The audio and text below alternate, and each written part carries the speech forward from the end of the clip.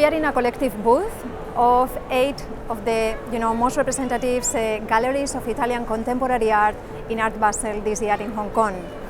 If there is a detail or a characteristic that unifies all these galleries, artists and artworks, is the diversity.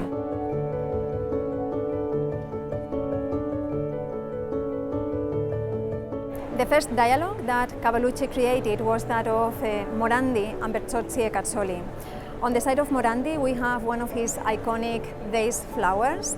Morandi uses the painting not as a space for representation, but as a tool of a deep meditation on the process of creation. In front of Morandi, we have two ceramics by a couple of artists, Berzozzi and Cazzoli, that decided to work together from 1980s on, and they are recreating Morandi's painting, in this case through ceramics. When you see these artworks, you believe that they are taken from reality, because actually the level of technical excellence is impressive, but at the same time they always introduce some elements that create an unsettling feeling, in this case with the insects that are on top of the vases.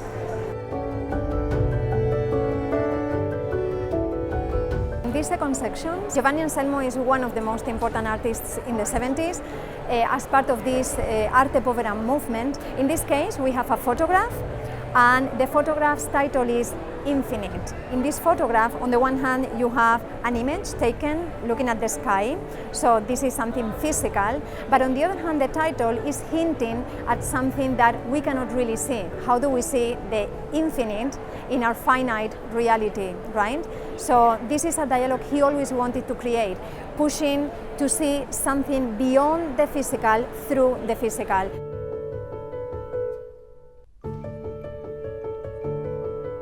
We are in our third section of this exhibition, and I have chosen Elisa Sigicelli. What she does is using photography and printing the photography in different materials so that the photography acquires a material presence in reality, be that marble, classical sculptures.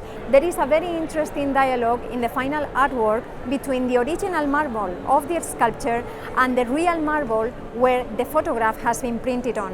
In a moment of our world and our society which is tending towards an increasing virtual reality, she goes the other direction. She brings virtuality into a material presence.